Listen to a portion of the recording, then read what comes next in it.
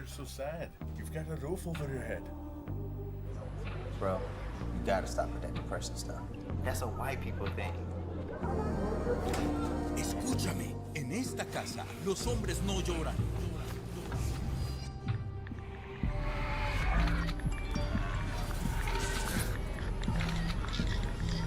You alright? It just feels like it's coming from everywhere. Do you want to talk about it?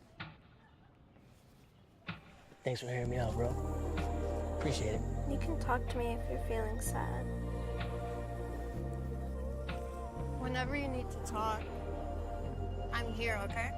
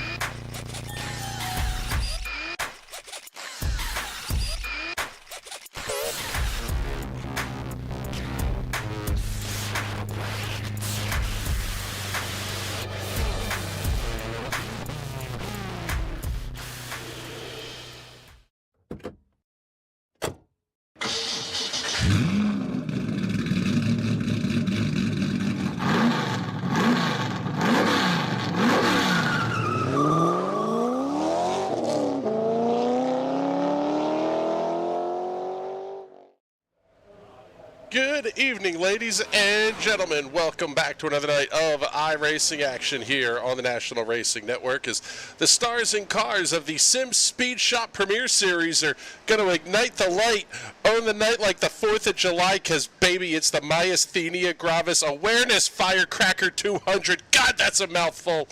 My name is Chris Graham. Thank you so much for coming to hang out with us. We appreciate you. Joined in the booth, as always, by Mr. Patrick Byrne. We're back at Daytona, man. We were here one season ago. Richard Fletcher got his first career win, shoved to the finish line by Johnny Avila. That was a great show. I think we're going to get another pretty darn good one here tonight.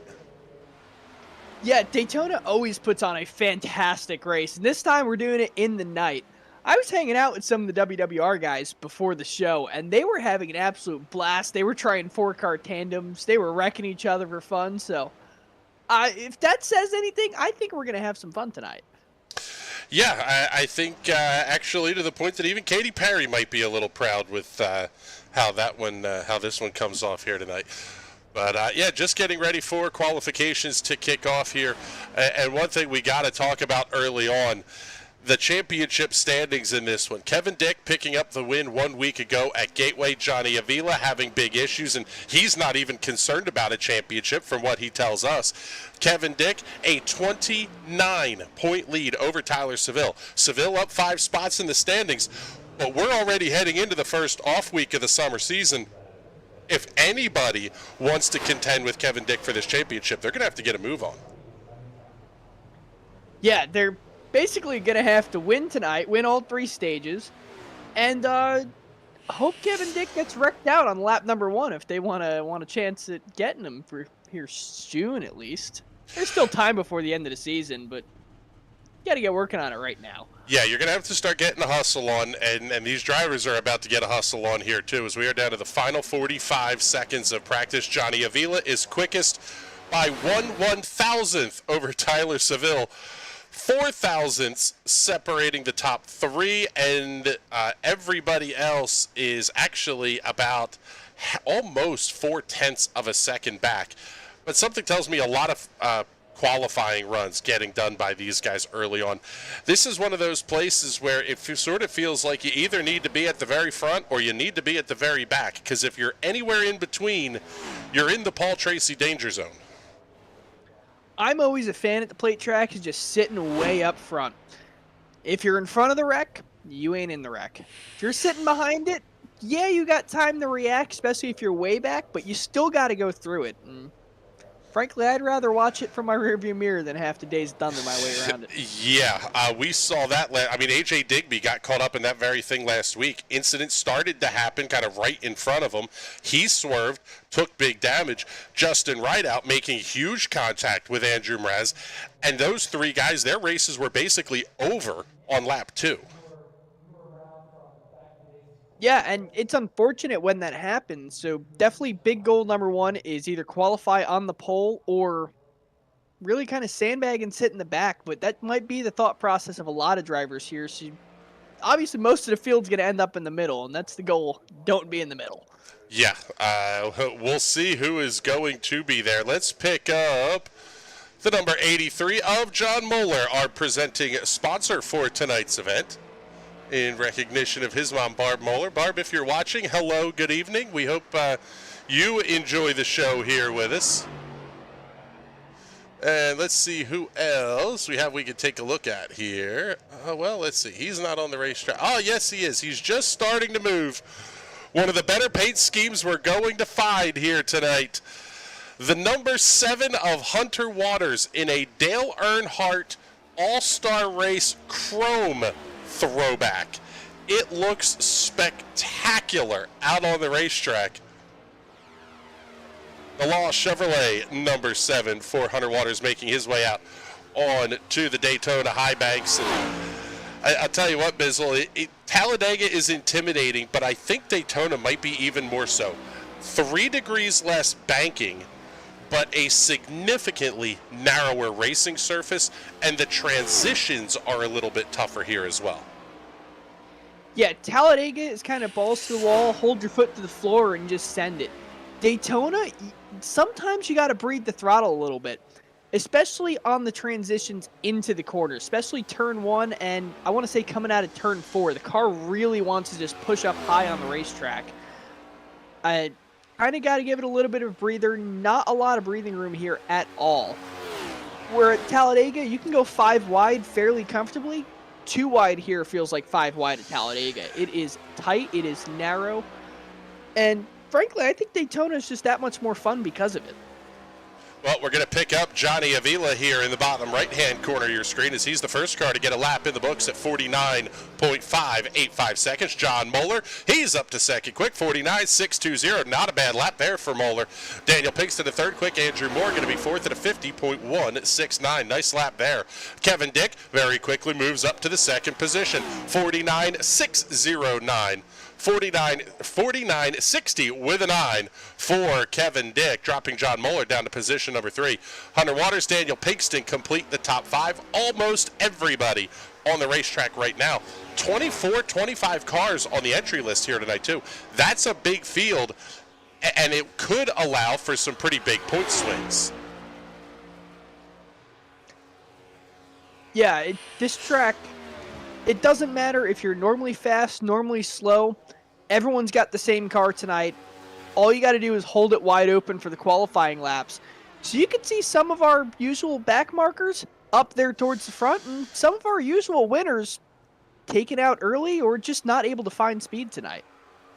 Kevin Dick getting a little bit sideways, losing the race car. We start talking about our guys up front, and oh, he jumps it!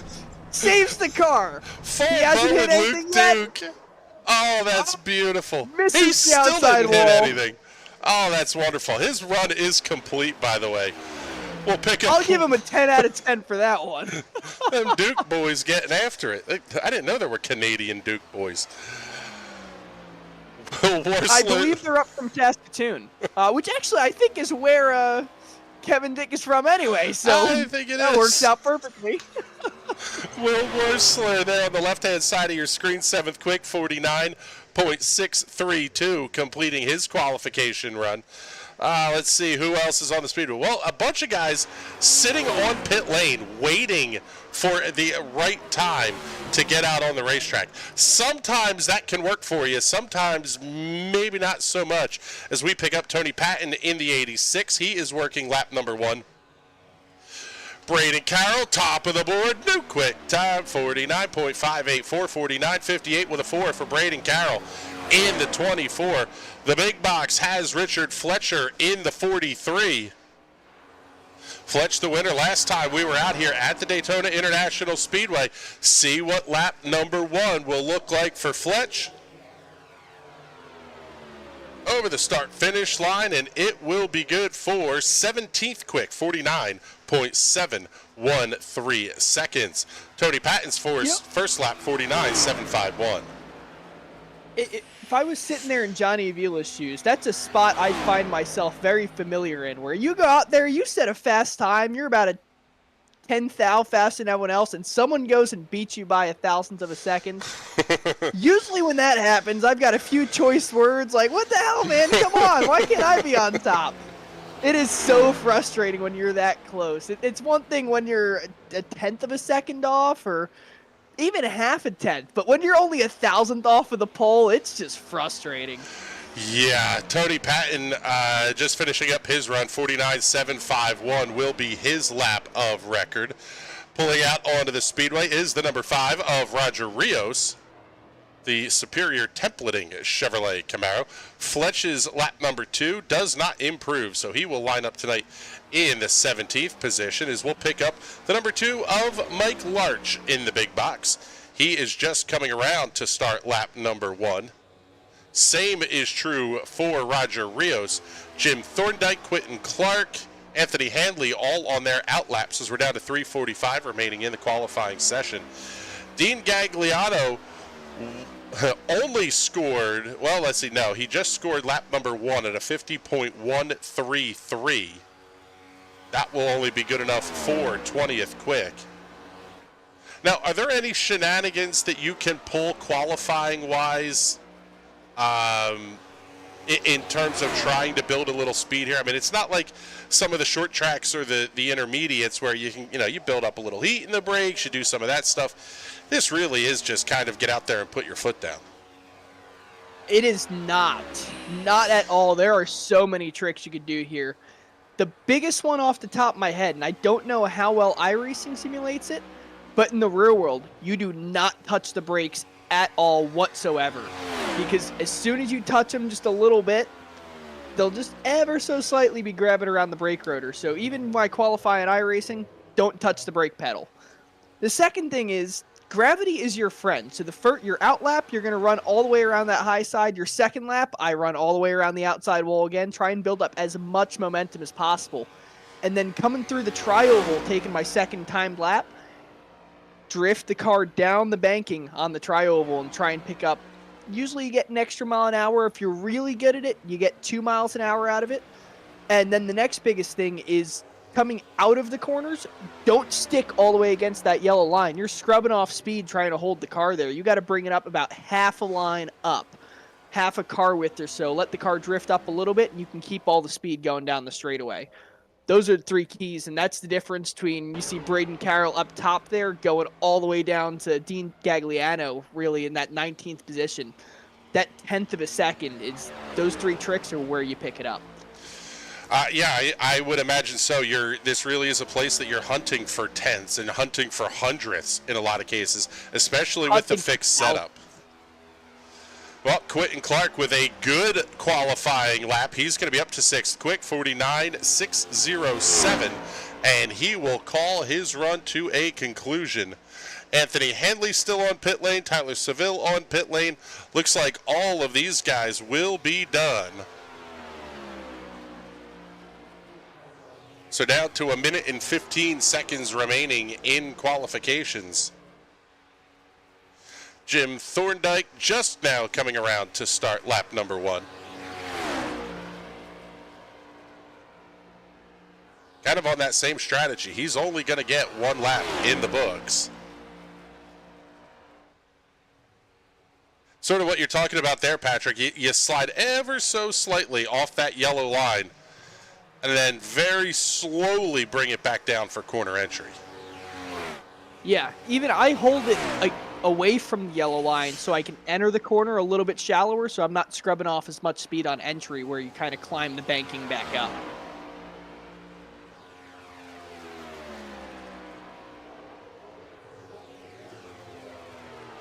So I've got a Daytona Speedway fast fact for you. Oh, holy cow, hold on. Jim Thorndike, new quick time, 49.583. Oh, that's brutal. 3, separated by 2 1/1000ths of a second. Great lap for Thorndike. Shows you don't have a clue what you're talking about on the corner entry thing into 3 either. Well, that's the thing. Everyone has their own tricks. I have probably more pole positions this track than anyone I know, but there's guys that are a million times better than me at it. All right, let's do the fast fact, and then we can we'll bring everybody our starting lineup. There are more escalators here at Daytona International Speedway than any other stadium in the United States. There are 40 escalators here. It's a lot of people moving. Yeah, I have ridden every single one, and they are all fantastic. Some of those stories will get brought up at another time. Let's take a look. Here we go. We got the grid camera fired up for you here tonight, and let's get ready to show you tonight's starting lineup. On the pole will be the number 59 of Jim Thorndike, the Sim Coaches Chevrolet Camaro, lining up alongside Layton, Utah's Braden Carroll, in the number 24 Zeems Speed Shop, Zeems Money Shift Media Chevrolet. Row number 2 will have Johnny Avila out of Toronto, Ontario, Canada, the GM Goodwrench Service Plus, number 63, alongside of Presque Isle, Maine's Josh Sousey in the Exalta Superman, number 81. Row number 3 will have the 45 of Andrew Mraz out of East Lansing, Michigan, driving for Riot Motorsports, the Sim Coaches, Superior Templeton LLC, Riot Motorsports Customs, number 45. Alongside will be another Riot Motorsports entry belonging to Albany, Georgia's Anthony Handley, Sim Coaches, Superior Templeton, and Riot Motorsports Customs on the side of that number 88 machine. Row 4 will have the 42 of Quentin Clark, again driving for Riot Motorsports, Wolfeld on Spotify Mach 5 design, and Sim Coaches on the side of the 42 for the Haymarket, Virginia native. Starting alongside on the outside of row number 4 will be Tyler Seville out of the great state of West Virginia, the Sunshine Chubbies, Hunter's Fried Pickles, number 11. New paint scheme. I like the summer look on that one there, Tyler. Good looking race car there for you this week. Row number 5 will have the 5 of Aguadilla, Puerto Rico's Roger Rios, driving for Riot Motorsports, Superior Templeton, and Sim Coaches on the side of the number 5. And defending champion Kevin Dick in the custom paints and die-cast number 52 Chevrolet Camaro. Row 6 will have the Hulu number 2 Ford Mustang of Mike Larch, alongside the number 77 of Pennsylvania's Andrew Moore Jr. in a Ford Mustang. Row number 7, the 83 of Johnny Moeller out of Elgin, South Carolina, driving the Black Clover number 83 Chevrolet Camaro, alongside of the Will Worsler Racing number 14 of AJ Digby out of Defiance, Ohio for Will Worsler Racing, University of Mount Union Esports number 14. Row number 8 tonight will be the 28 of Troy Hayton, the Woodfather Chevrolet Camaro, alongside the number 29 of Will Worsler in the Metabo HPT Camaro. Row number 9, the P1 Battery number 19 of Tom Wilhite, lining up alongside the number 8 of Justin Rideout in the JW Racing Camaro. Row 10, the number 22 of Daniel Pinkston, alongside of the Lost Chevrolet Hunter's Fried Pickles, number 7 of Hunter Waters. Row number 11, the Green Bay Packers 33 of Dean Gagliano, alongside the Mountain Dew Zero Sugar number 4 of Lee Campbell. Row 12, the United States Air Force number 43 Ford Mustang of Richard Fletcher, alongside of the unsponsored number 86 of Tony Patton. J.D. Wardlow, Richard Smith II will round out the field. They are off of turn number 4, getting ready to see the green flag. Last time we were here, it was a brand new winner. Green flag goes in the air. Let's see what we get tonight. Good start for Braden Carroll on the outside. See if he can get a shove from Sousey here down towards turn number 1. And unlike most places, Bizzle, we are going to stay 2 and 3 wide just about this entire race. Yeah, the only time they really get broken up is if you have green flag pit stops. You end up with 2 packs, maybe a 3rd pack build it up. But these guys are already turning into squirrels out here on the racetrack. Yeah, they're bouncing all sorts of back and forth. Stages at laps number 17 and 38 tonight. Stage 1 will have the caution. So lap number 17, once about 10th place or so gets past the start-finish line, we will see the caution flag fly as Brandon Carroll and Josh Salcy able to pair up and take off here at the front of the field. But here comes the 88 of Anthony Handley, lap number 1 in the books. It belongs to Braden Carroll. Johnny Avila moving up to the high side, trying to get a run going. They've got speed up there. Looks like Anthony Handley's walking around trying to find maybe a little bit of side draft off that 24. He's going to clear him. Does he leave Johnny out to dry? Or oh, the 24 gets shoved down below the yellow line. Wow. 3 wide towards the front of the field. It's going to be Handley, Mraz, Carroll at the front. Avila, he was hung out just a little bit up top. He's able to slot back in outside of row number 3. Pole sitter Jim Thorndike holds on to the 5th, 6th-ish position inside of that 3rd row. Big run coming from the outside, though. Up behind Johnny Avila is teammate Tyler Seville and championship leader Kevin Dick, who has his teammate right behind. Avila makes the big dive down to the inside. New fastest lap of the race belongs to Hunter Waters at a 46.8. Fast laps aren't going to matter all that much, though. Wow, man, you could really see how that side draft just absolutely parked the 63. Oh yeah, the side draft is huge, especially with these cars. They have a lot of different places for air to move on these cars. It's not like the old Gen 4 cars where they were kind of flat on the left side and flared on the right side. These things are symmetrical and fairly turbulent through this air. Already 2 separate packs beginning to form up here. That's going to be the top 20 in the first pack. And then the second group, Daniel Pinkston, Dean Gagliano, Richard Fletcher, Troy Hayden, Jamie Wardlow. Oh, big one car going around. That's going to be Handley. Caution is out for the first time here tonight on lap number 4. Still wrecking through turn number 2.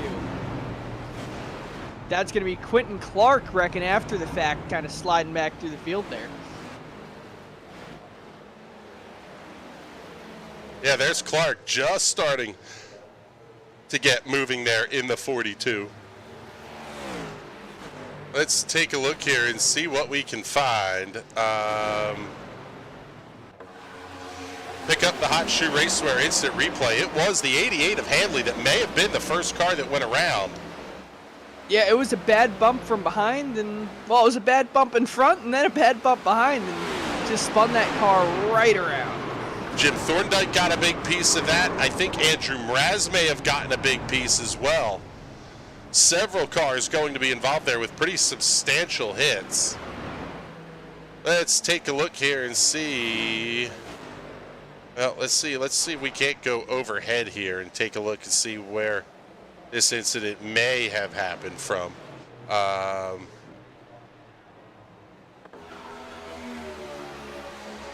Keep your eye on the 88 of Handley as we take a look from the NRN drone. It's loose from bumping up front, and the 81 just bad bump into the back. And oh, man, that was a pretty big hit for Tyler Seville. Andrew Moore Jr. also involved in that one. Frankly, I can't put any blame on anyone. It was just they were all racing real hard. The 88 kind of got into the 24 a little bit weird, had to step on the brakes, get the car a little bit loose, and just got a shove from behind and got spun around.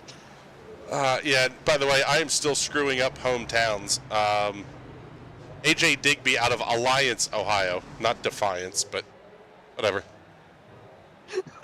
We'll get it right someday. So we'll take a look and see who will come down pit lane. Anthony Handley, it looks like, had to take the tow. Several cars going to be making their way on pit lane here. Looks like Andrew Mraz, Tyler Seville going to be involved.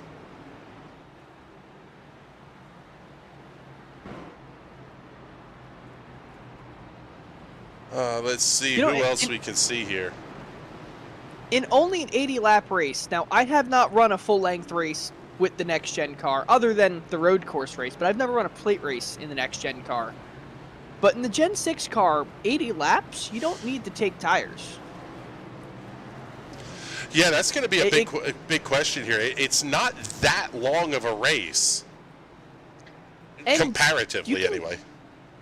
With the Gen 6 car, you could get about 52 laps on a tank of fuel. So, considering it's the same engine, same size fuel tank in these things, I'm thinking this is an easy one-stop race. Just stop anywhere between lap 38 and 52, and you should be mint.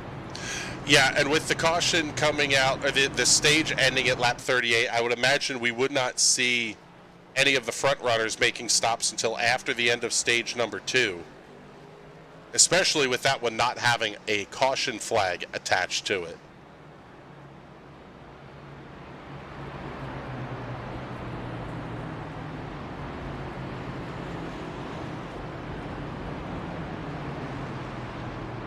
Yeah, I don't see any way other than to hit somewhere between lap 40 and lap 50.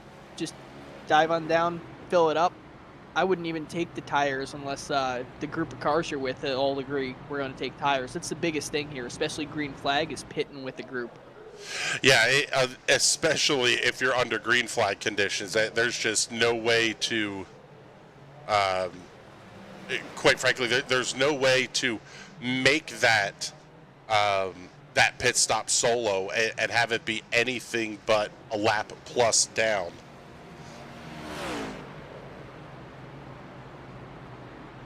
Field has seen the one to go signal. They will start to double up here. Johnny Avila and Braden Carroll both going to take the inside row. That'll put Josh Salcy on the outside of row 1 for the restart. I am surprised by them taking the bottom line. Because Daytona is so much tighter than Talladega, the high line ends up being faster, usually, just because the high line doesn't check up nearly as much as the bottom. The bottom line in the draft, you got to give her a little breather if you want to stay down there. Where the top line, you can hang her wide open. It'll stick.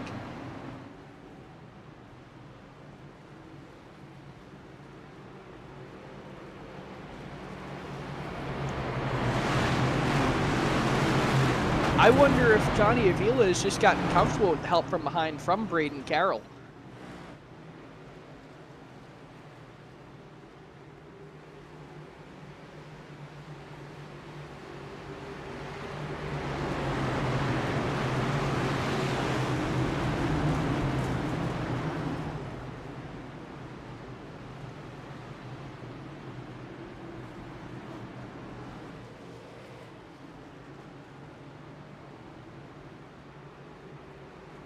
Field is 2x2 now, coming into turn 3. Pace car's going to dive down this time. I really want to see how that pair of Salcy and Larch is going to do on the high side. I think if they get hooked up real good, they can beat Avila and Carroll coming out of turn number 2. Yeah, the dummy forgot to turn the microphone back on after hitting the cough button. But I was actually just talking about that. The Ford Mustang of Larch on the outside of row number 2, that thing's practically a snowplow. It is a big flat front. The Chevys are significantly more pointed. And for that matter, the Toyotas are a little bit round too. The Fords have always been the fastest in super speedways, though. It's not necessarily the point versus the flat front, where it is your frontal area here, especially when you're going to be in the draft. Well, we'll see how the shoves go here. Johnny Avila gets a pretty good one from Braden Carroll. They will lead the field back to turn number 1. Up on the outside, Josh Salcy holding a 5-car train right behind him. It's going to be Roger Rios leading the inside lane, and they are going to have a huge head of steam off at 2. Yeah, they got an absolutely massive jump, and now that bottom line's going to suck right up to them. Oh, man, they're fanning out like Pocono, 5 wide through the wow. And nobody wrecked, at least not yet. Oh my goodness. Now, one of the things that Johnny Avila may be used to this from his road to pro stuff. A lot of the more experienced drivers, or at least the top tier guys, they'll have a crew chief and they'll have a spotter working these plate races for them, calling the insides and outsides, calling what lanes have momentum. It's very much like the real world in that respect. Here in the SRC, though, it's more just team guys in a Discord than it is fully organized, Williams Esports and those types of things, type teams. Yeah, but what's great about the WWR guys and the races I've done with them is Johnny will be leading up there, and Will Worcester sitting back here acting as his spotter, letting him know everything the 24 is doing, kind of letting him know, hey, the outside line's getting a run on you. He can't necessarily say when he's clear or not, but he can let him know what the air is doing behind him. Yeah, that's an important thing. For a long time, you didn't have the ability to pick up a spotter in iRacing because even the feed that we're watching here is about a half-second delayed. It's just long enough that you can't call the clears and not clears. But as iRacing developed that spotter functionality, that really allowed this to become even more of a team game than it already was. Yeah, so where we're sitting in the broadcast mode, we're getting kind of a delayed feed like you said. When you hit spot and you're going to spot for a driver, it gives you the very live race that's happening. So you're seeing the exact same thing the driver is, and it makes it really easy to call. And I actually find spotting easier on iRacing than I do in the real world, just because I can kind of set up a drone cam behind the car and watch what's going on, see the runs coming from behind, and see exactly what's going on the whole way around the racetrack. I don't have to look through binoculars to catch the back straightaway. Top four is starting to pull away a little bit here. Give the call here to Johnny Moeller. He's up to the 5th position in that Black Clover number 83, and look right behind him, the winner the last time we were here at Daytona. That's Richard Fletcher. Fletch having a nice run in that.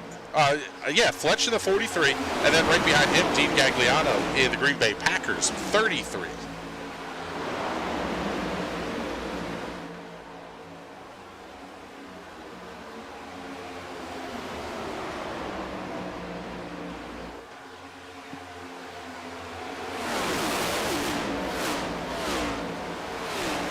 While we have a moment here, let's make sure we get a big thank you to all of the sponsors of the SimSpeedShop.com Premier Series, including SimSpeedShop.com. You can find them, at SimSpeedShop.com. Wide assortment of peripherals, boxes, steering wheels. You need it for your sim rig, you can get it over at SimSpeedShop.com. Also have to say a big thank you to Northland Leisure Products for putting up the sponsorships for our stage breaks. The first of those coming up here in just 5 laps at lap number 17. Also, Realty Executive Saskatoon putting up awards for the fastest lap, the hard charger, and the biggest loser on the night. Season long and grand champion sponsorships also provided by Custom Paints and Diecasts. Also got to thank Mint Mortgage for coming on as a sponsor of the SRC this season as well. At the head of the line, it is still Johnny Avila with Braden Carroll tucked up right behind. Wow, big wiggle there for Kevin Dick up on the outside lane. He's trying to work outside of Will Worsler. There you see, had him up on the split screen there. 2 distinct packs of cars have formed up at this point. In the first pack, there are 11 cars for 10 points positions here at the end of stage number 1. No surprise here, Kevin Dick's going to be at the front towards the end of stage number 1. He's looking outside at Johnny Avila, the lap car of Lee Campbell just ahead. Man, big moment there for Avila. Lap traffic is scary, especially when you're approaching them too wide, because they're going to make it 3 wide now. That's a scary spot for Johnny Avila there on the bottom side. But they all get through safe and clean. I didn't even think any of them flinched through that. No, I don't think so. But Kevin Dick now out at the head of the field. Take a look, see where Tyler Seville is. He is going to be all the way back in the 14th position, running in that second pack, about 5 seconds back or so. At this point now, if a caution flag were to come out, that would end stage number 1. So no way that Tyler Seville is going to gain any ground on Kevin Dick. And if things stay where they are, it would be a 39-point advantage for Kevin Dick after only 4 of 12 races completed this season. Yeah, we're not even done with this one. Teammate Johnny Avila is going to have to try and stay in front of him, and they've got to keep momentum on that top side and put Kevin Dick as far back as they can and try and soften the blow to Tyler Seville. Because there's no hope of Tyler Seville getting back into the top 10 at this point.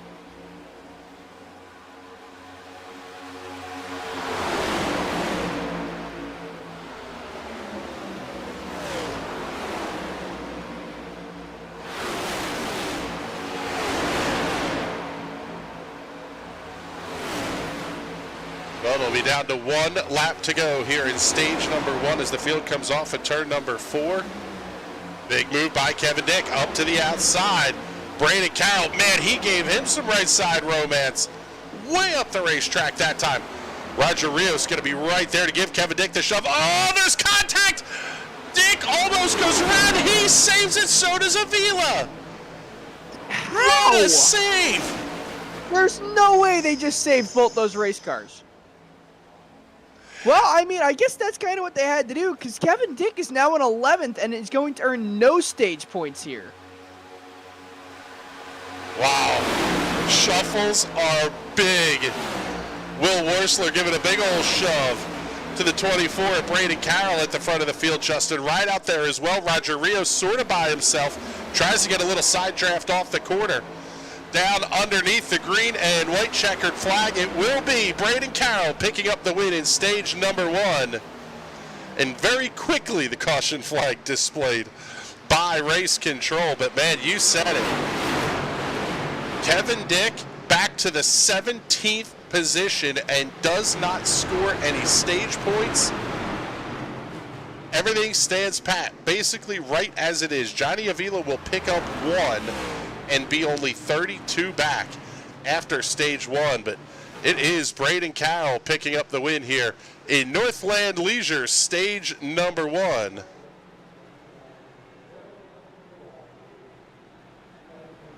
Big run for the team ZSS number 24 after going out on lap 2 1 week ago. The 24 machine looks absolutely spectacular under the lights.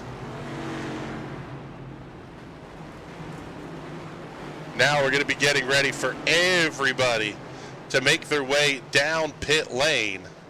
Well, at least possibly make their way down pit lane.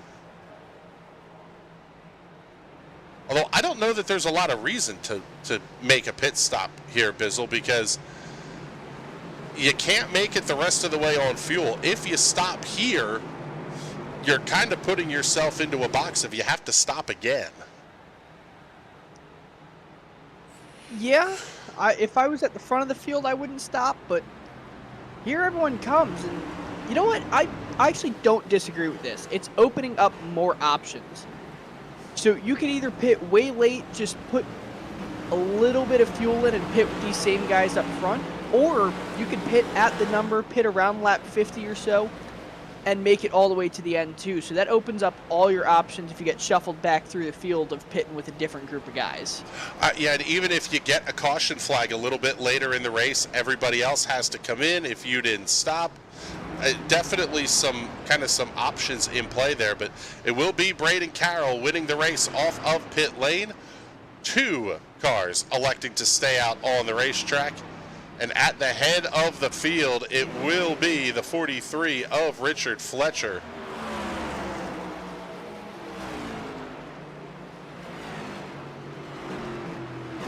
Let's see if we can't find...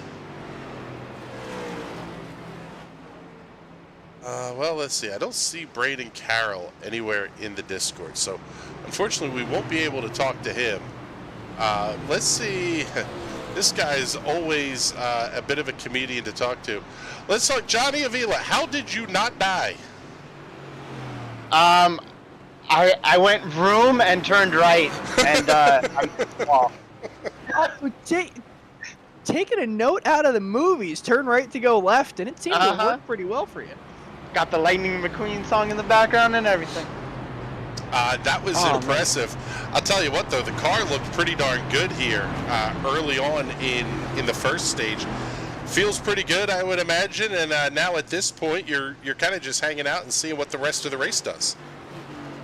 Oh, I ain't hanging out. I'm trying to go to the front. I will say, there's like a new draft model or something. I know with the new damage model, you can actually like push people. It's a lot of fun, and like kind of feels like you have more control because like the side draft is a lot stronger. You can literally pull people off somebody's bumper. It's I'm having fun. It does not look like you're more in control. Every driver in this field looks like a pack of squirrels. All of these cars are all over the place. I guess they did rework it because the air is shoving these things all around. Yeah, you can definitely feel it when somebody blows by you. But well,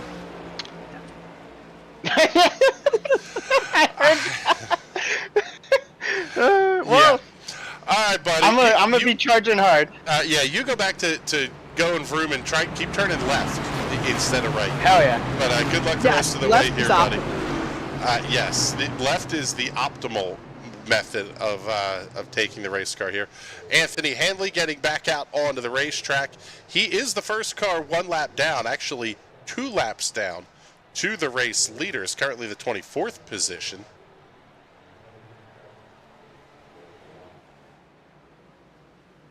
So on the front row, it will be Richard Fletcher and Quentin Clark. Row 2 will have Brandon Carroll and Josh Salcy. Row number 3, Will Worsler and Roger Rios. Row 5, AJ Digby and Jim Thorndike.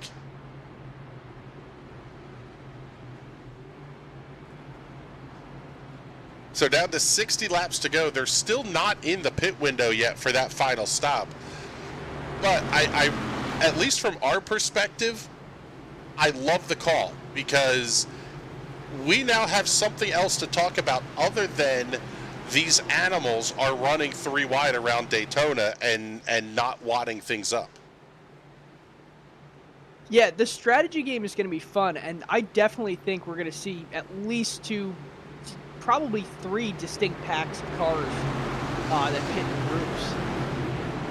And we've seen it before where one pack looks like they have the advantage the whole time, and the second one just kind of freight trains on by them in the last 5 laps or so. Well, we'll take a look and see what's going to happen here. Big restart for Fletch. He's going to have Braden Carroll and nobody back behind him. It's not going to stay that way for very long, as we'll have, let's see, Josh Salcy and Quentin Clark lined up side by side behind the front 2.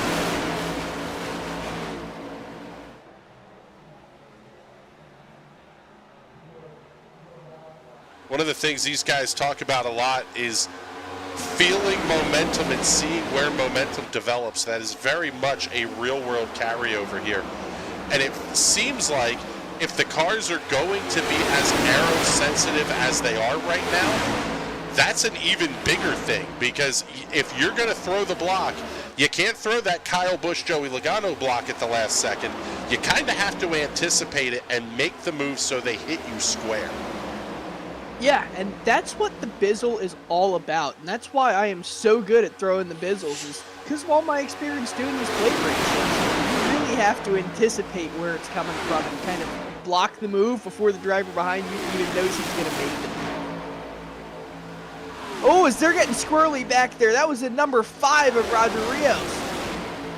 Good Lord, these guys are all over the place. Fletch able to hold down the inside lane.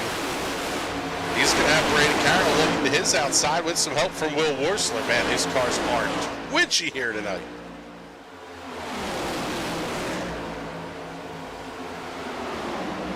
Oh, that was almost Salcy and Carroll meeting for the middle lane.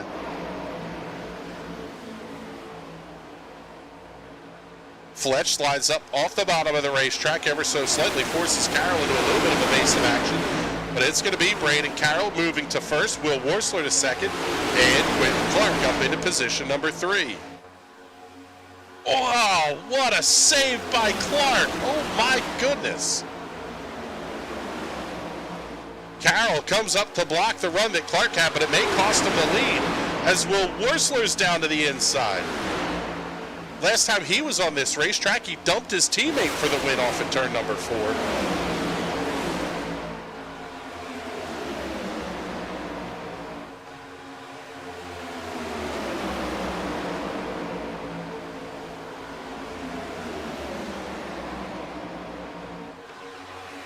Roger Rios and Quentin Clark out of that Riot Motorsports squad, along with Andrew Mraz, Anthony Handley, and Jim Thorndike. So they are a 5-car team.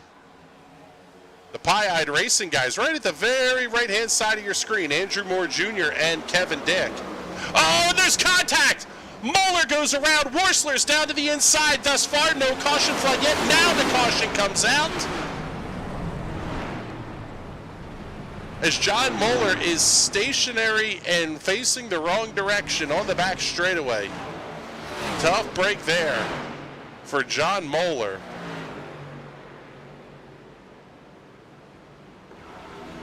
Take a look from the overhead, see what happened to the 83. I started to come down, it just wasn't clear yet.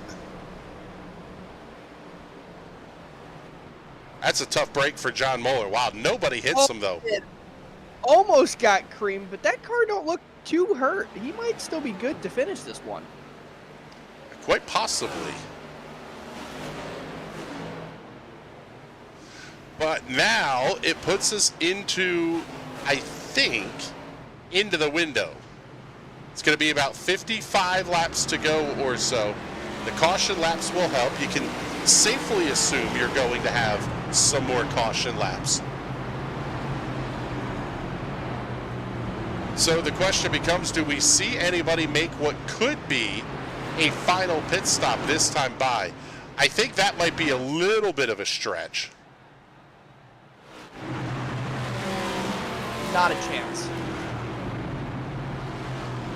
I'll say that with 100% confidence. If you come down the pits now, you're going to need to take another splash and fill her up. If we see AJ Digby come down pit lane, he will become my pick to win if he doesn't get into an incident of some sort. Looks like... Only car coming down pit lane is going to be Braden Carroll. Yep, Braden Carroll. No, Richard Fletcher. Digby, Worsler.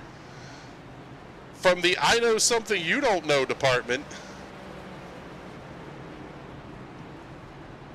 There's no way possible they make it. The only way I see possible is if we have 4 or 5 more cautions. And frankly, these guys are known for cautions early in the race and then green all the way to the end. So if I'm going to follow my Larry Mack trends, I don't think we see many more cautions, and I don't think there's any way you make the check without pit.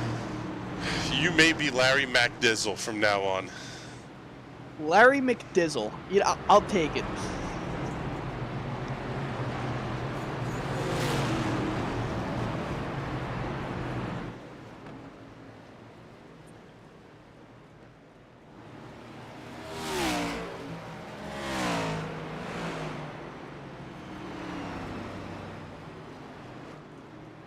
I gotta get that printed on a shirt now. So I'm gonna show up to Hamlin when I go back there on the 8th in a Larry McDizzle shirt. America's worst crew chief. Why do I have a feeling I'm going to be doing like some artificial intelligence image manipulation of you and Larry McReynolds? God, I hope so. As a reminder to all of our Twitch subscribers, tomorrow night, Twitch watchers for that matter, tomorrow night's show will be the last on the Twitch platform. If you want to follow along with all the NRN content, you're going to have to do so over on YouTube. Quite frankly, tonight's show will be the last on the Twitch platform. I do not have a way to stream tomorrow's race. Oh, that's right. Oh, there you go. Yeah, I will not be here tomorrow. Bizzle will be handling the call of the U.S. Open Wheel Series, along with James Watson in the booth. What is rapidly becoming our A team, quite frankly, will be in the booth tomorrow night. So yes, tonight is your last chance to see us on Twitch. You will have to head over to youtube.com/National Racing Network if you would like to pick up the feed. Maybe we'll work on a way that you can also watch. We'll get the feed embedded on the website as well, but youtube.com/National Racing Network if you want to continue following along here. If you don't like that call, by the way, well, you can send the hate mail to Bizzle at nationalracingnetwork.com. That'll be forwarded to Jeff Bezos at Amazon.com. Yes. Timothy Austin checking in. There's some love for Tyler Seville, Will Worsler Racing, and, well, Will, and AJ Digby here as well. AJ ready to win it all. That's my pick now. I have set it in stone. AJ Digby is going to win this race here tonight. Playing the strategy game. Cursed AJ Digby. Quite possibly. My pick to win is still going to be Johnny Avila. He is on fire tonight. He's been up towards the front, cycled to the back, got right back up towards the front once again. He doesn't have a championship to worry about, so. Yeah, Timothy Austin saying, Johnny, we got some work to do. Oh my goodness. Cody Brooks, you are a legend, sir. $20 super chat. You are correct, the A-team. Keep it up, guys. We'll support you. We appreciate that. Significant. Hell yeah, buddy. That's $20 to the Bizzle Beer Fund right there. Beer's on Cody tonight.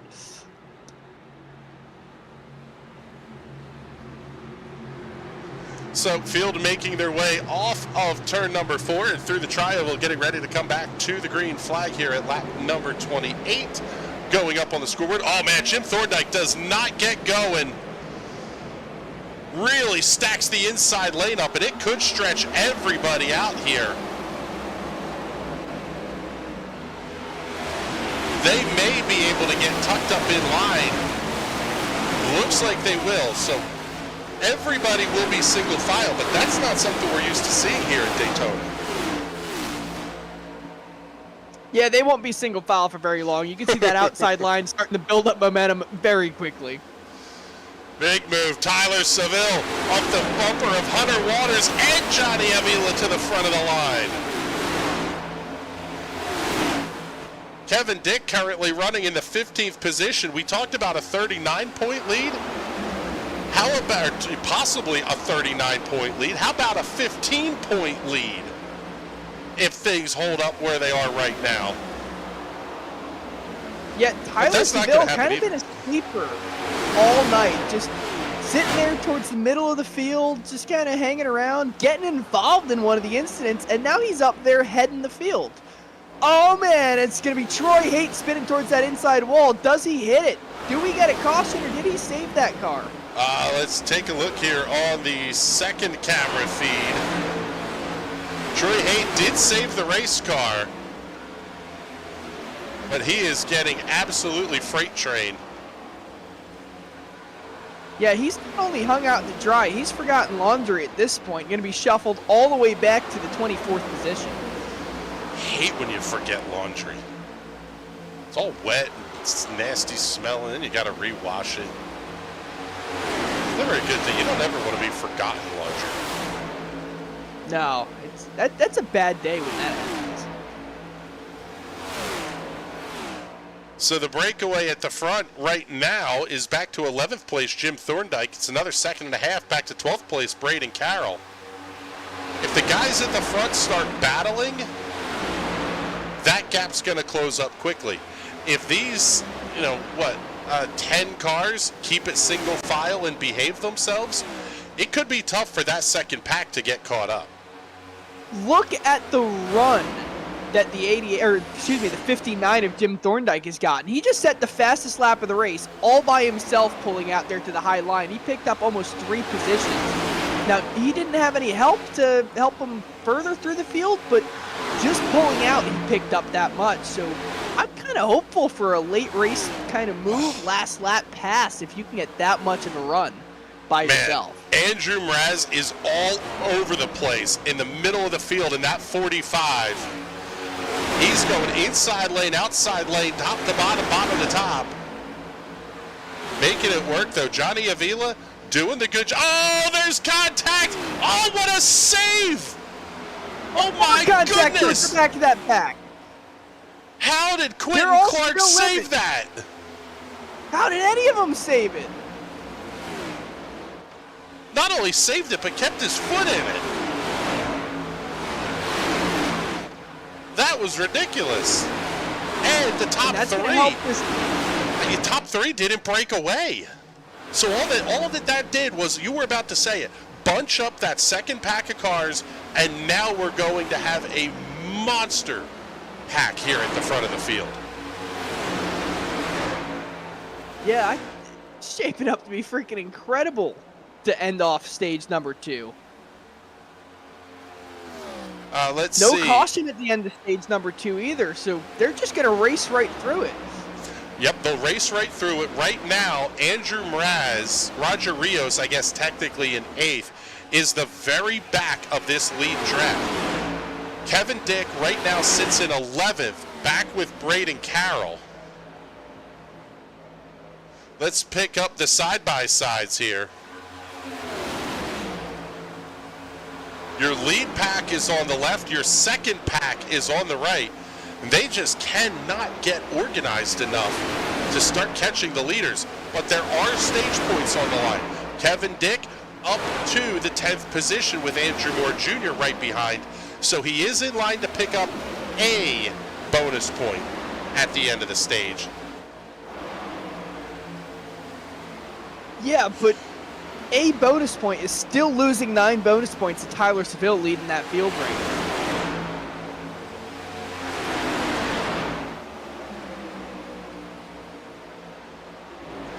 Rapidly closing in on the end of stage number 2.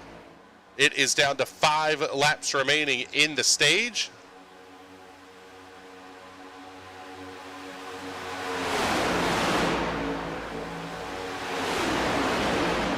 Now your top 3 I don't see moving.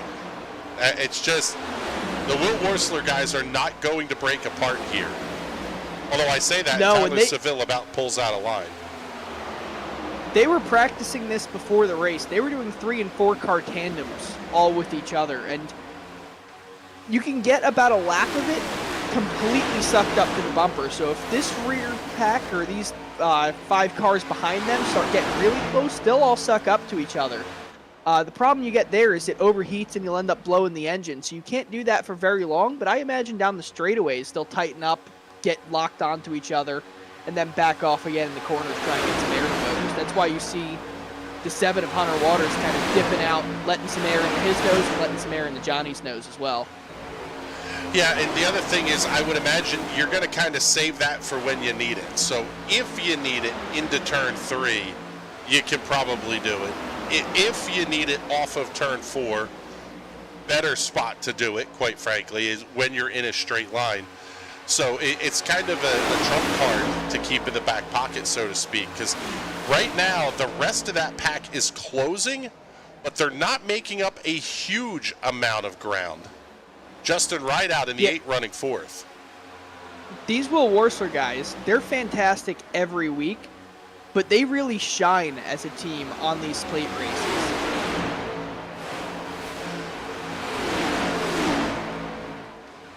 Timothy Austin, you are going to cast a bad spell and put Hunter Waters in a pickle. I know he's not in the pickle machine this week, but you can't call the race this early.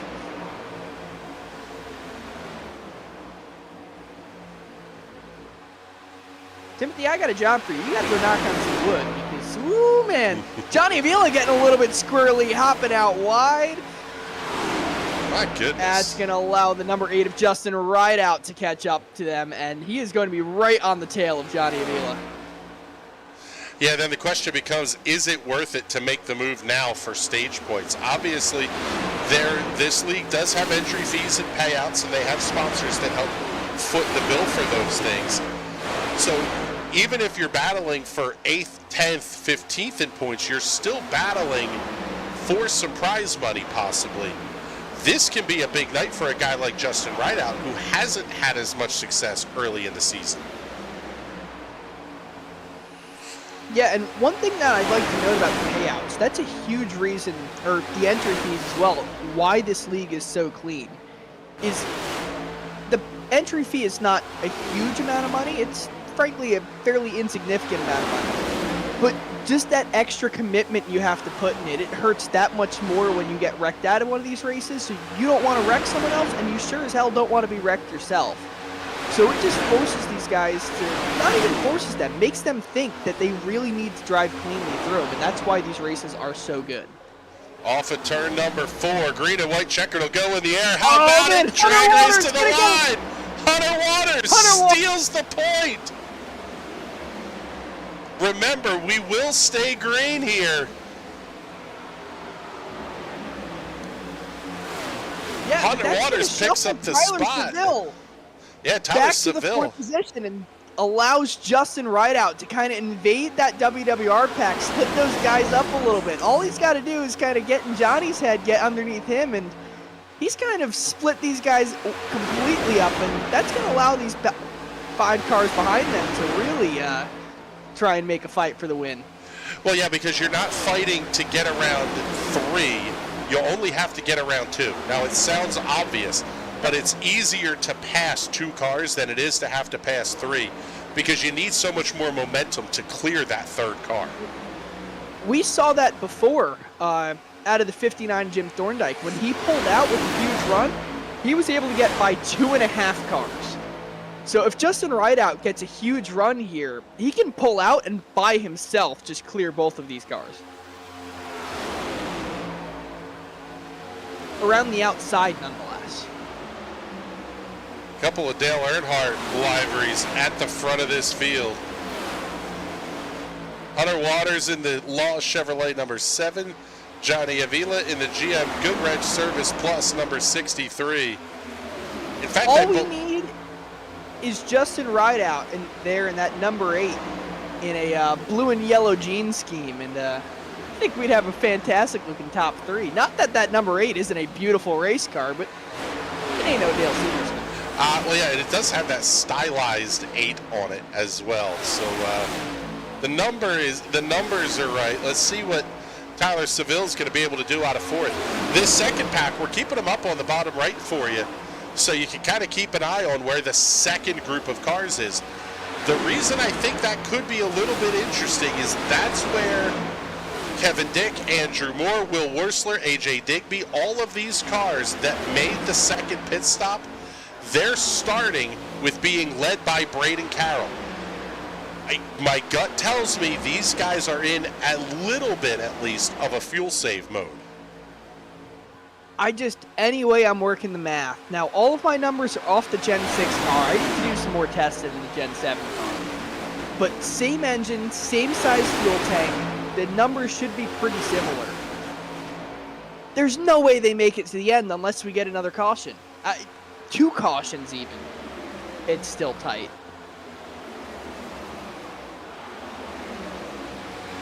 Well, the other thing that doesn't factor is overtime. If this race goes to extra innings, that kind of takes the strategy and blows it square out of the water. Yeah, overtime's a whole nother animal, and if we do get overtime, depending on how late the cars that haven't go to pits, they might be safe for overtime, but definitely that backpack, definitely not safe for overtime. Even if you pit now, I don't think you're safe. Yeah, you gotta be, I would tend to think you need at least a handful of more laps. Well, maybe not, because you're down to 38 to go here. And you said you could go, what, about 50? 50 to 52. So yeah, I guess you would be safe. I think you're good now if you stop. It's just a matter of, if you wanted to pit now, you got to find a bunch of cars that are willing to pit with you. And in that front group, the only 3 I'm seeing that would be working together would be that top 2, Hunter Waters, Johnny Vila, and then Tyler Seville in the 4th position. There's also the Riot Motorsport guys, though. You've got Andrew Mraz, he's no longer in that pack, but you got Quentin Clark, you got the 5 of Roger Rios, 59 of Jim Thorndike, but he's in that backpack, so frankly, that's 3 cars versus 2 cars, and I don't think that's enough to make me want to pit. These guys need to all work together as a group of 8 or so and come down together if they want to stay clean. Yeah, there's a lot going on in terms of the strategy games, because there is one car that's actually possibly in a bit of trouble here, and that is the 42 of Quentin Clark. He has 39 laps since his last pit stop. Clark currently running in the 7th position. So he's going to be able to do a little bit of fuel saving running in the draft, but it's not going to be nearly enough. Do we see a team pit here and the whole Riot Motorsports team comes down together? We very well could. I also imagine that 42 of Quentin Clark is kind of pleading over the radio. Like, hey, you know, us guys up front, we should all kind of start thinking about pitting soon. Remember that time Kurt Busch baked cookies while racing? 90210, by the way, you are going to have to start watching on YouTube. No more shows on Twitch after tonight. Hang on, I want to go back to that for a second. Kurt Busch baked cookies while driving? Fire up your Google box. Oh, man.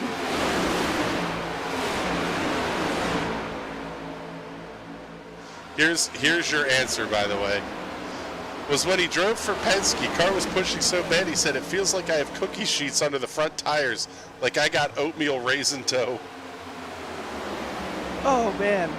You know, this gives me a great idea, and I should pitch this over to NBC. Put a cookie tray on the dashboard of one of the cars next time they race at Darlington if they do another Southern 500 again. And over the course of the race, bake the cookies in the interior of the cars. Show how hot it gets inside of these things.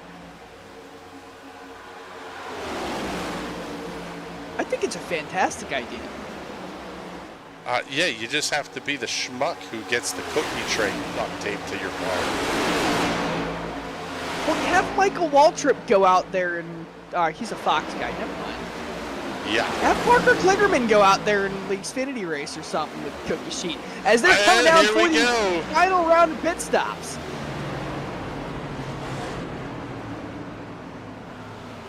Final pit stops for a lot of the cars here at the front of the field. Bring you back up the side-by-side as we are down to 33 laps to go.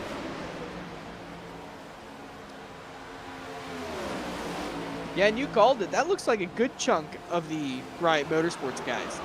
Yep, the Riot guys heading down pit lane, and now there is a little bit of Paul Tracy danger zone going on for these cars at the front of the field. Not necessarily in danger of getting hung out, but they would definitely at least be behind everybody else that has already made the pit stop. Yeah, one thing I'm kind of looking at is Riot Motorsports has 5 drivers as well as WWR has 5 drivers. And WWR has 6 drivers in this race. They're kind of showing themselves the other powerhouse. They all kind of pit together, very coordinated, and brought themselves into a pack. So they could be a contender in this one. Texas Motor Speedway cooked a sheet of cookies on the dash of a parked NASCAR and fried eggs on the track. That's beautiful. Cody Brooks incredibly familiar with the Texas Motor Speedway, but there's a bunch of stories there that can't be told on air. So Hunter Waters continuing to lead. Justin Rideout, Josh Salcy, they are 15th and 16th. Not yet one lap down, and in fact about 20 seconds or so ahead of the race leaders. Short stops for everybody. 8.6 for Rideout, 7.3 seconds for Salcy. Roger Rios, 8.4. 8.4 for Daniel Pinkston. Longest of the group went to Mike Larch at 10.7.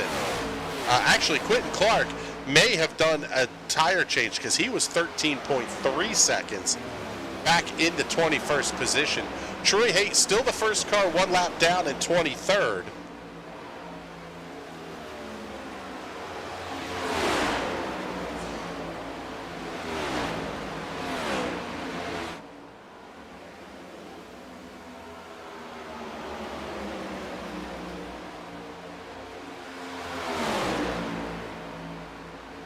You know, that top 3 now, it's those same 3 that were up there before. So if they can keep it coordinated and not get infiltrated this time,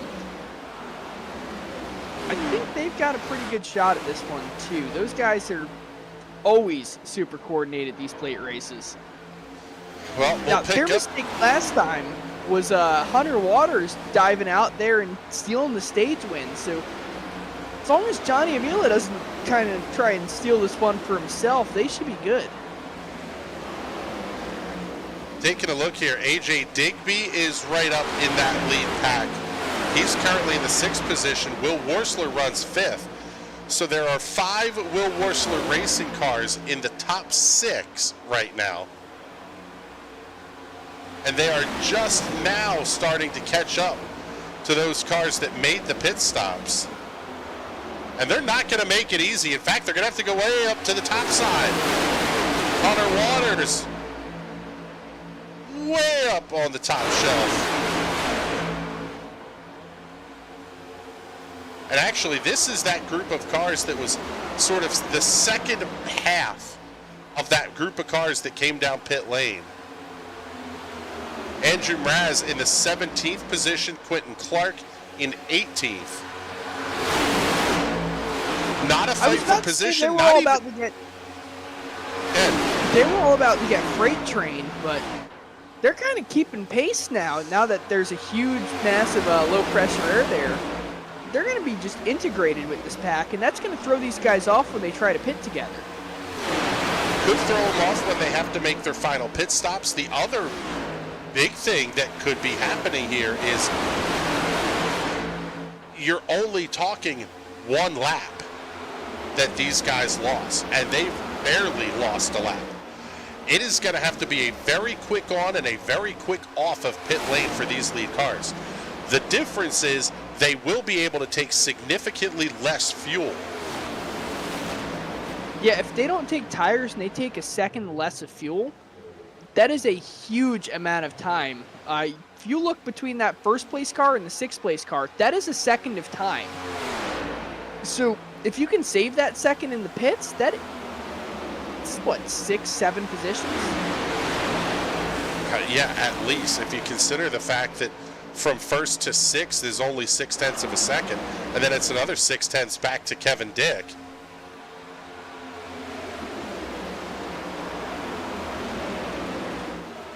With 26 to go, it'll be Hunter Waters still leading Johnny Avila and Tyler Seville. Quite frankly, this would be big for Hunter Waters, entering the night 7th in points after a 4-position drop last week, 47 back of the championship leader.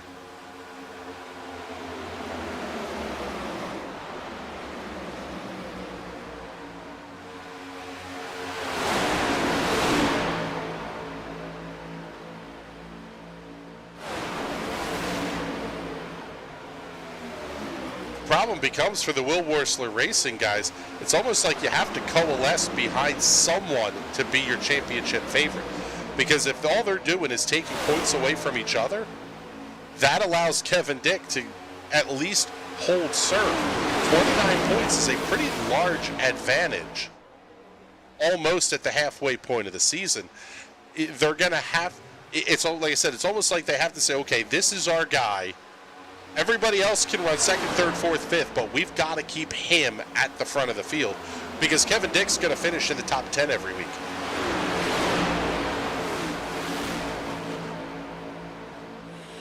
Yeah, that's the downfall of Worsler Racing. I don't even want to say downfall. It's kind of the Corvette Racing philosophy of, hey, we all work together right up until that white flag drops, and then it's boys have at it. So it's not even like they want to take points away from Tyler Seville or Johnny Avila. It's just, hey, we all want to go get this win. We all want to get the checkered flag, so we're all going to try and fight hard to go and get it. Yeah, the issue comes when you're only gaining, even if you only gain 3 or 4 points a race on Kevin Dick, that's not enough. 4 points a race over 6 races is only 24 points. So if Kevin Dick keeps finishing at the front of these races, the Will Worsler guys are going to have to be 1 through 3, 1 through 5 every night just to make that gap 6 points or so. they're going to have to pick a driver. They want to go, hey, you're going to win the championship this time around, and make sure that they stay up in front. Kind of play some Mercedes F1 team shenanigans and go, hey, we're going to dump it when the white flag comes out and let you go out there and take the lead. But frankly, I don't think any of those guys are capable of doing that. They all want to go out there and win. They all want to put on a good show and have a great race. Frankly, I think they prioritize fun more than going out there and win the championship. Championships are cool, but I'd rather come out here on a Wednesday night and just have a good time. That's probably the big one. You're not going to hear, Valtteri, this is James over the radio to these guys. No shenanigans. We saw it 2 seasons ago where AJ Digby and team boss Will Worsler himself were going out there racing for the win in Atlanta, and they took themselves out going for the checker.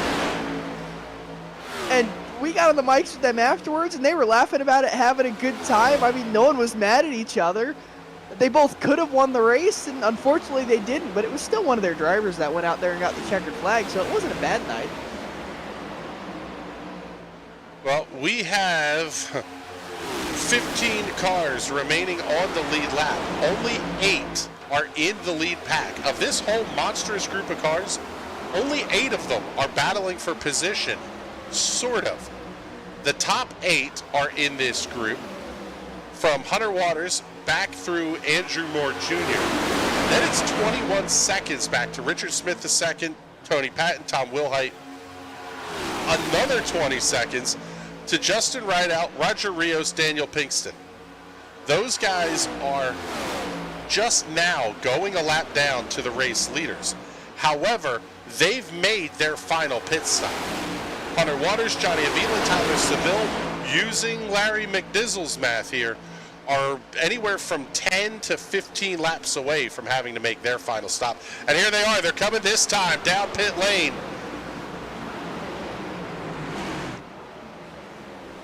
I didn't see any brake lockups. I think they all entered fairly cleanly. Not expecting any penalties here, but let's see if we get any of them.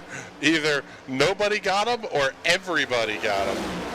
Hunter Waters taking left side tires. Richard Fletcher already down and away. Now Waters heading back out, as is Digby, Seville, Avila rolling as well. Seems like everyone took left side tires. Yeah, and it's going to be Tyler Seville leading the race off of pit lane. That's going to put Richard Smith II into the race lead. That's a big thing to note, is you don't need tires to make the finish. You're not going to have a tire blowout or anything. But just throwing left sides on the car gives you a ton more confidence, where if you get to that white flag and you need to make a last lap pass, it gives you the confidence to go out there and kind of dive the car to the outside or shoot it up the inside and know it's going to stick when you make that. It's a 2-car group. Tyler Seville, Johnny Avila, followed a little bit back here by AJ Digby, Hunter Waters, and Braden Carroll. Yeah, and you see those top 2, they are locked together. Hunter Waters and AJ Digby a little bit farther apart, but frankly, they're not doing too bad of a job themselves. Now, we'll take a look and see where everybody else is going to shake out here. Pull up the side-by-side. This is the second pack of cars led by Justin Rideout. We're now back to having 20 cars on the lead lap. Richard Fletcher and John Moeller are both being scored 1 lap behind the race leaders.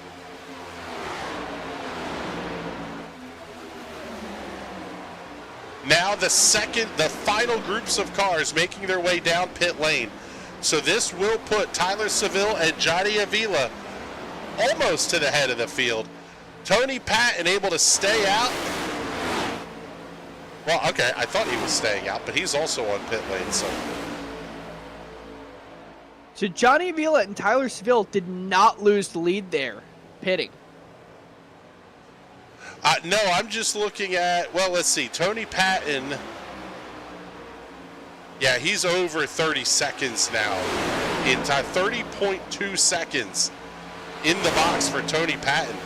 But he is, there we go, now he is shuffled back as he crosses the start-finish line. So it is Tyler Seville, Johnny Avila at the head of the field. About a tenth and a half back is going to be A.J. Digby and Hunter Waters.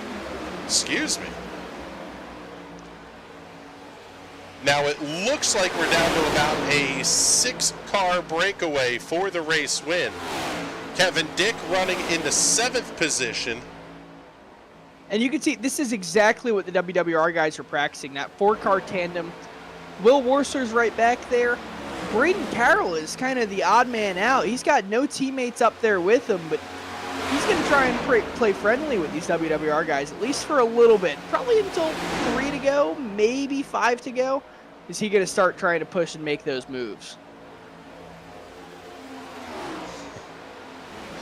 Too bad iRacing isn't hyper-realistic, or we'd have a lovely set of bad years. Yeah, well, we'll see what Goodyear brings to this street course in Chicago this weekend. Same tire as Sonoma and Coda, apparently. As a guy who spends a fair bit of my time during the year in Akron, Ohio, I take offense to that. Goodyear racing tires are pretty much hot garbage. Hoosier tires are wonderful. Well, they can be anyway. Yeah, if you can get them. That's exactly right. It's Goodyear 90210 says enough rubber to put on all the race cars. doesn't matter. They're just going to wreck each other. Yeah, I think I will be tuned in just for the sake of being able to say I was tuned in. But yeah.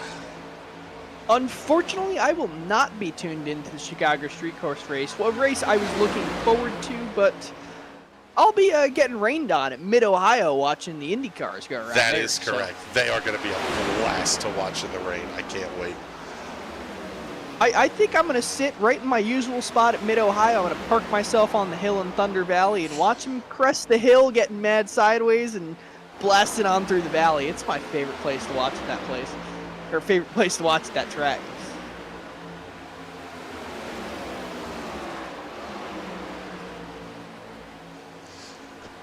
So we're watching the two kind of lead groups here. 1 through 6 are in the big box on the left-hand side. 7 through 11 are on the right-hand side of the screen. Richard Fletcher, just in front of Kevin Dick, is not on the lead lap.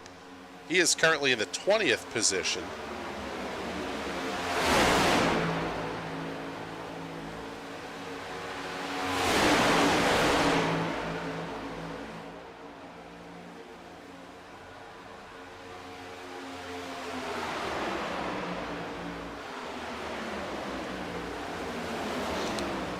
You can see how good those top 4 are at just sticking together. They're pulling away just a little bit from Braden Carroll. I don't know if Braden Carroll is kind of just sitting back trying to build a gap, or if he just can't keep pace with these top 4. Well, he also has Will Worsler there, and he knows that Worsler is not going to let those top 4 get away. He'll give him the shove if need be, just to keep those guys towards the front of the field. Now that second pack is closing in ever so slightly, just ticking the gap. Under 4 seconds between 6th place Will Worsler and 7th place Kevin Dick.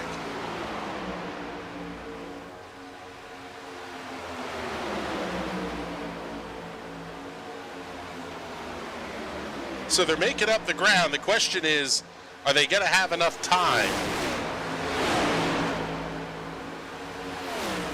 to get these any kind of catch-up and passing move completed?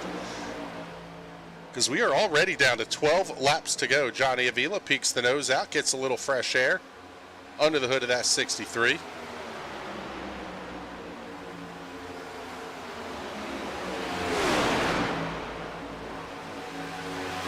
One thing to note is this gap might be all for nil. There is still the possibility of a late race caution for the white flag. Someone going for the lead, or maybe in that second pack, someone thinking they can lead it better.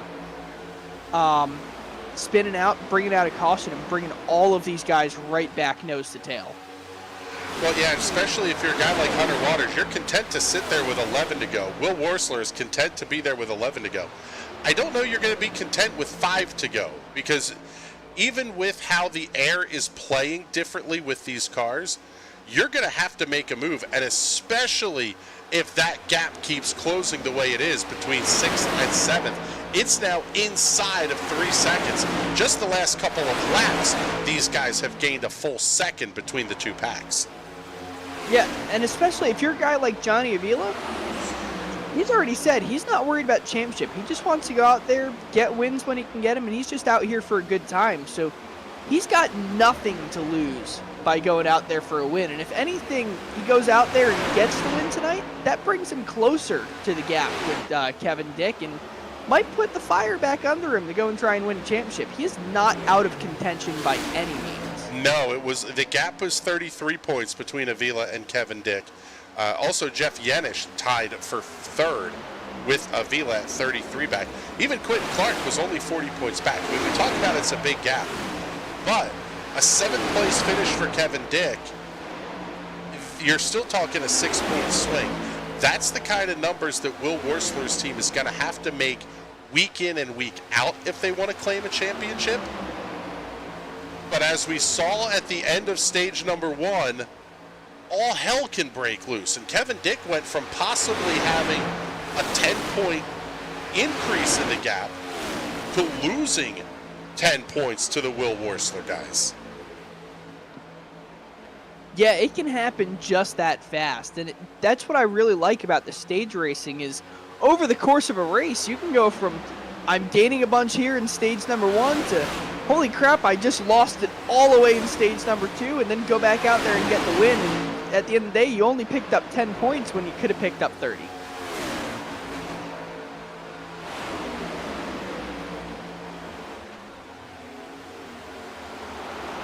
Well, Tyler Seville continues to lead as we are inside of 10 laps to go. Seville, Avila, Digby, Waters, Carroll, the top 5. Avila way up on the outside of the racetrack. He's going to slot back to the 4th position.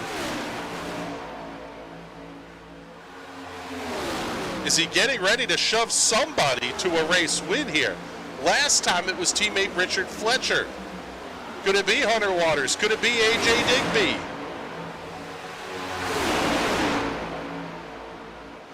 Both Waters and Digby having a bit of a dry spell recently, so definitely could be fun to see one of those guys get pushed to the win. Or could Johnny Avila have some other trick up his sleeve, let these guys get too wide and kind of split the middle and go out there and get it for himself? Well, A.J. Digby pulls way out of line, and he's going to head all the way to the back behind team boss Will Worsler.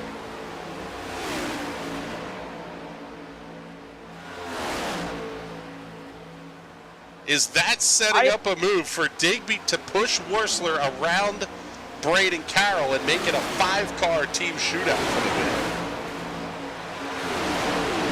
I almost wonder if these tires are starting to fade away a little bit and it's just getting hard to hold that line around the bottom. Could be. I'm assuming everybody took right side tires at the first stop. Likely taking left side tires on the second pit stop of the night. Yeah, that's one thing I found interesting. A lot of the drivers taking left sides on the pit stop. Usually you take right sides, that especially that right front starts wearing a ton here at Daytona. So I wonder if left sides were not the move and you should have swapped out the right sides once again and it gave you some extra grip going into the corners. I tell you what, Bizzle, that move you talked about earlier in the race with all 3 Will Worsler cars tucked up behind each other, they were doing it off of turn number 2. And it did not open up the gap to Braden Carroll whatsoever. As it'll be a 5-finger salute at the start-finish line. 5 to go in the Myasthenia Gravis Awareness Firecracker 200.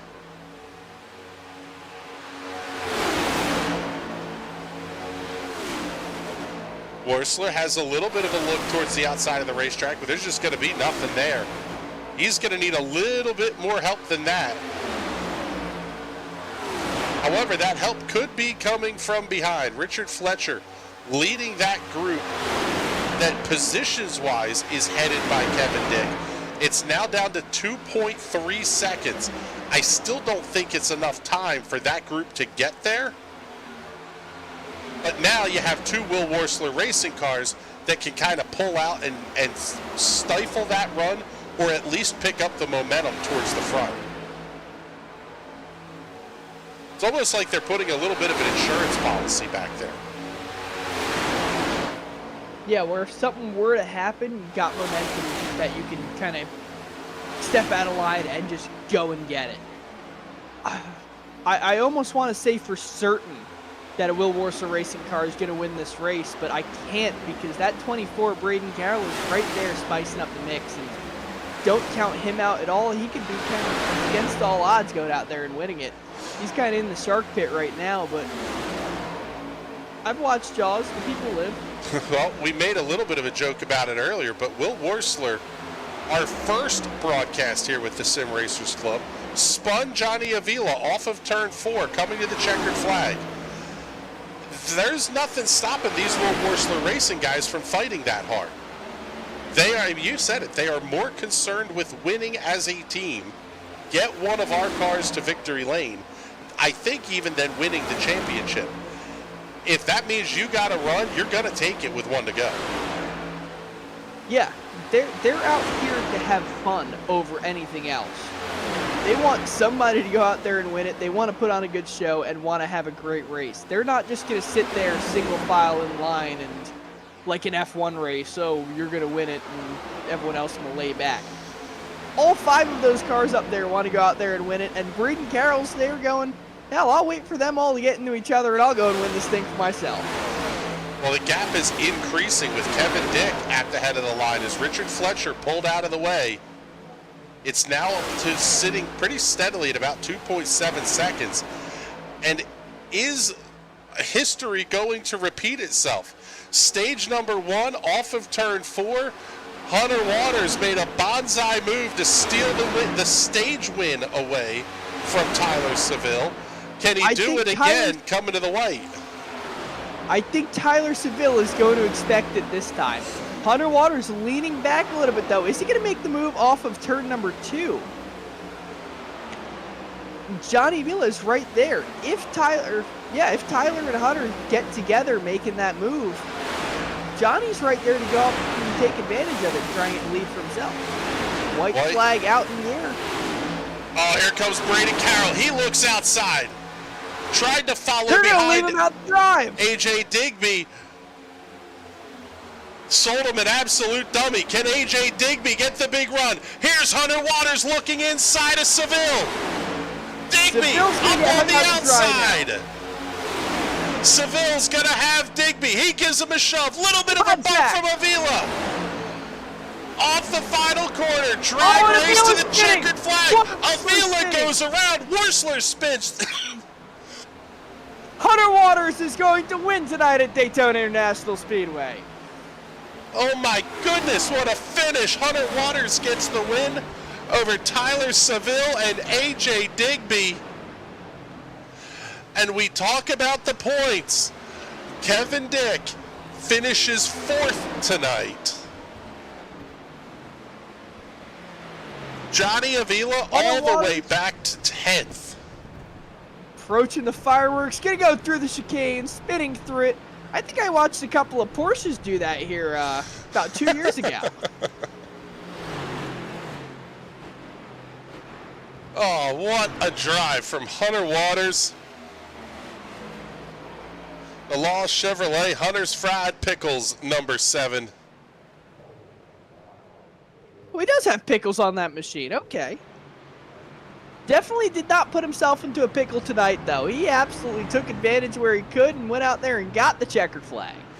Yes, he did. Absolutely fantastic race from the guys of the Sim Racers Club, SimSpeedShop.com Premier Series.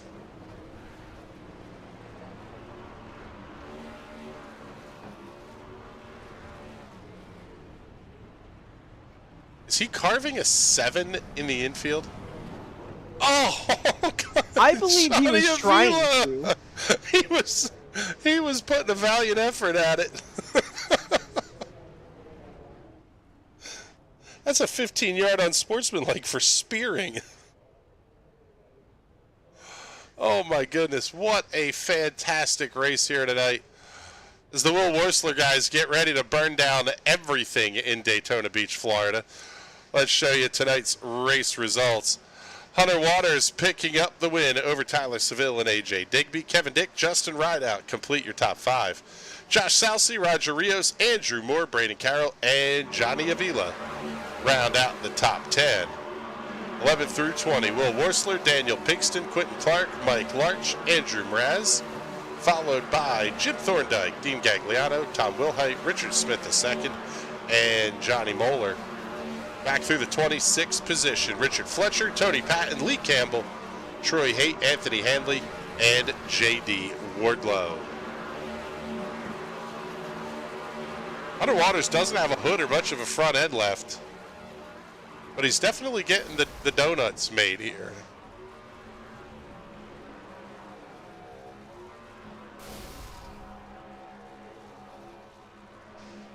Hunter Waters' car does not look like one that just won a race at Daytona. The right front doesn't turn. It kind of looks like Kurt Busch's car that time he won. Was that the time he was baking the... No, he was driving for Stuart Haas then, so he wasn't baking cookies, but I bet he had oatmeal raisin foot then. Timothy Austin, you do win the prize tonight here. Called it. 90210. Sir, there has been a murder, and you are a suspect. Yeah. Oh, my goodness. What a show tonight from, well, all the stars and cars of the Sim Racers Club Premier Series. Let's see. Actually, let's do this. We're just going to drop down to the Will Worsler Racing booth, and we'll just do the whole interview with these guys down here, since they've got the top 3 there. Let's jump into the booth here with the guys from Will Worsler Racing. We'll kick off our Victory Lane interviews with all of you. But Hunter Waters, congratulations. My God, what a fantastic show that was. Oh yeah, thank you very much. I think I'm lucky to come out in front there and not have too much, avoid the chaos that started going on behind me there. Yeah, it seemed like there was, you three really had something hooked up there at the front, and then all of a sudden, Will and AJ they're hiding out back. They get around Braden, and then it seemed like all hell broke loose on that final lap or so. Oh yeah, I think whenever Tyler, myself, and Johnny were a 3-car tandem, I don't imagine any other group of people could have been quicker than us. And then on the back straightaway, as soon as I saw AJ go up top, that's whenever I kind of thought, all right, I need to make a move because everything's about to hit the fan. Yeah, it seemed like there was a whole lot going on here. Talk to us briefly about the strategy call, too, because it seemed like we were a little bit surprised that you guys made that stop at the end of stage number 1, and then you took left side tires on your final stop.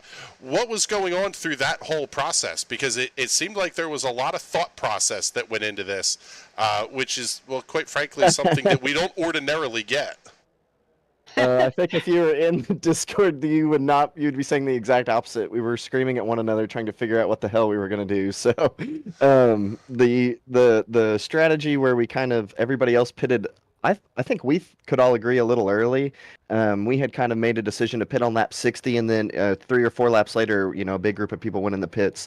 And, we all just felt confident in being able to run, like a 3, 4, 5-car tandem and, really carry a lot more speed. So we just, stuck to the original plan of going out to lap 60 and was able to take advantage of the track position and, really just try to manage.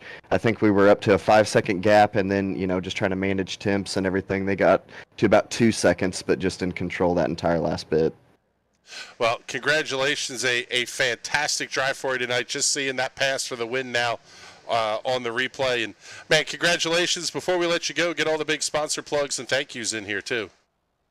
Yeah, absolutely. I mean, obviously, shout out everybody in Will Worsler Racing. I think I owe Tyler 2 dinners after screwing him out of stage 2 and the win. So if I was a better teammate, I think that he would have had some more points. tonight. So that's my bad. But shout out Law Chevrolet. If you need a car, call us. Shout out Hunter's Fried Pickles. If you're hungry, call me. I don't know. Shout out Johnny, Tyler, AJ, Will for racing tonight. Fletch hanging around, and just everybody in the league and you guys up in the booth making it fun. Well, thanks, man. We appreciate it. Yeah, if you're hungry, give Hunter a call. He's got a pickle for you. We'll talk to Tyler here because, man, I'll tell you what, you kind of got hosed, it seemed like. Twice by your teammates. But, man, that had to be a lot of fun. It's almost like you gave up the inside lane knowing you had help coming. Ultimately, it just wasn't enough of a shove early enough in 3 and 4. Yeah, I think if AJ would have been hooked on my bumper there coming off before, we might have had something for Hunter. But really, with Johnny in third, we really didn't know what was going to happen.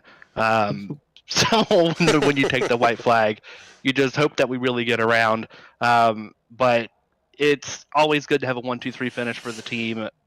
As long as that happens, I don't care who wins. But congrats to Hunter, even though he took that stage win from me.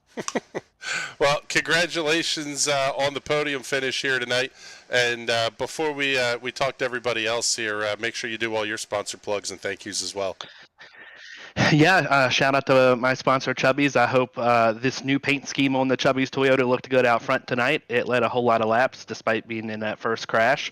And it was a good points night. We gained stage points on Kevin, and we came out on top in the battle with him tonight. So hopefully that brings the championship battle closer. And then shout out to all my teammates.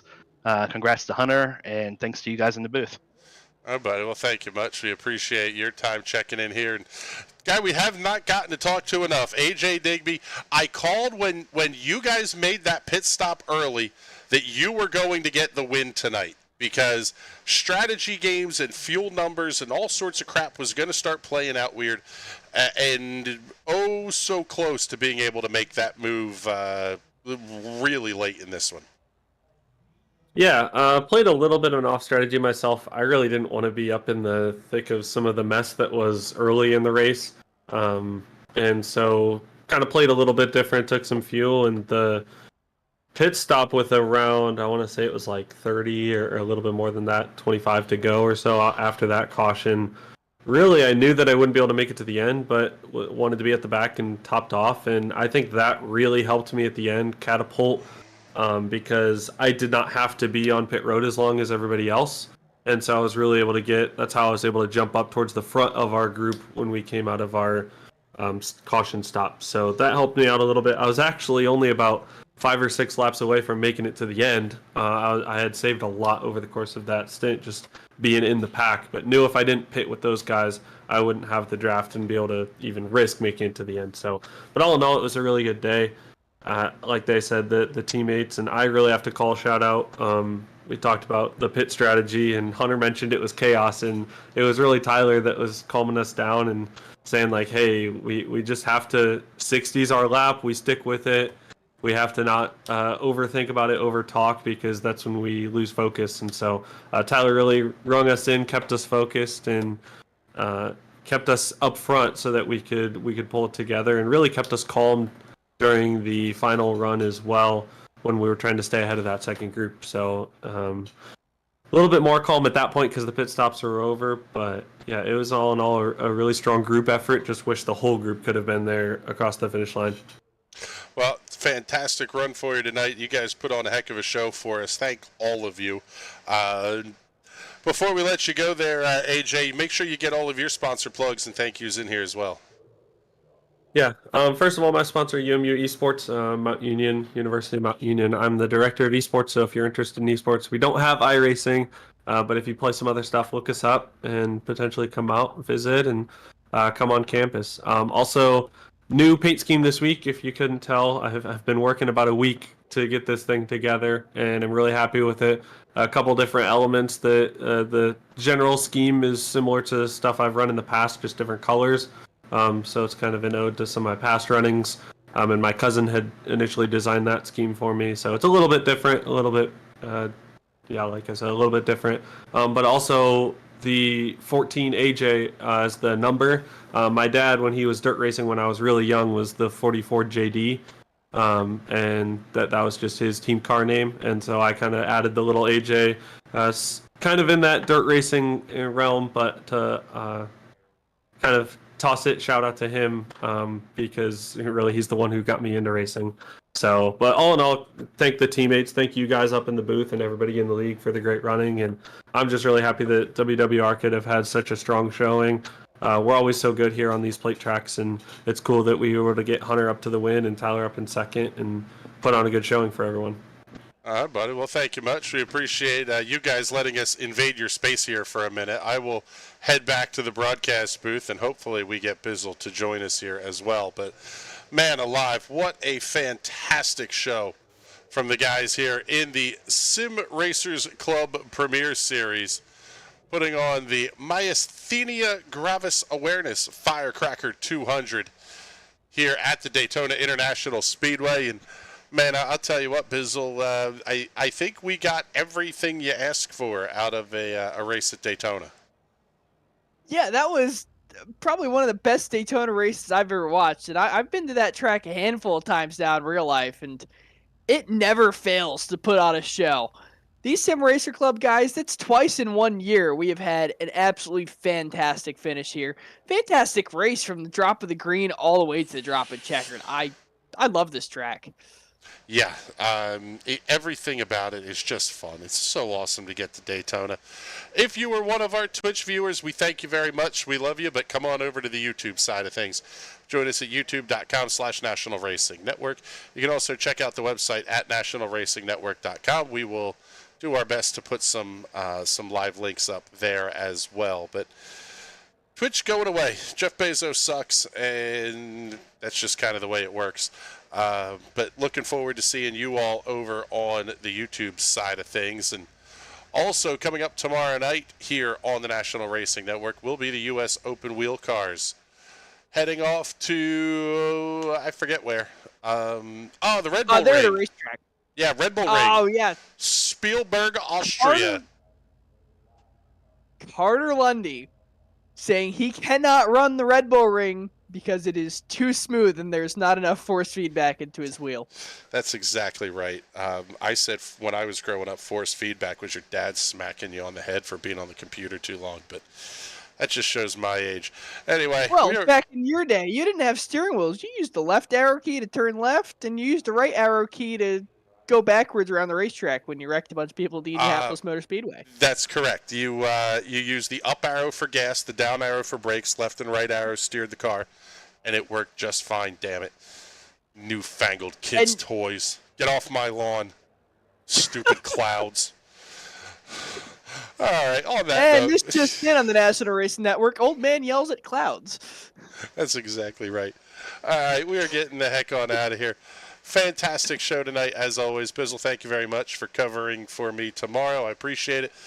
And we will see you all back on Monday. Sorry for no Silver Crowns broadcast this week, but, well, we were getting electrocuted and thunderstormed out the wazoo on Monday. It was ridiculous. And quite frankly, just too much of a risk to put the gear up. But we'll be back here next Monday night. No hail damage on either of my cars here, so we're good. I can't say the same for any of my buddies a little bit further west of me, but yeah, it was a mess here on Monday. But with that, we are out of here. For everybody here at the National Racing Network, my buddy Patrick. My name is Chris Graham. Thank you so much for coming to hang out with us. We really appreciate y'all. And we will talk to you over on the YouTube side tomorrow night. Have a great night, everybody.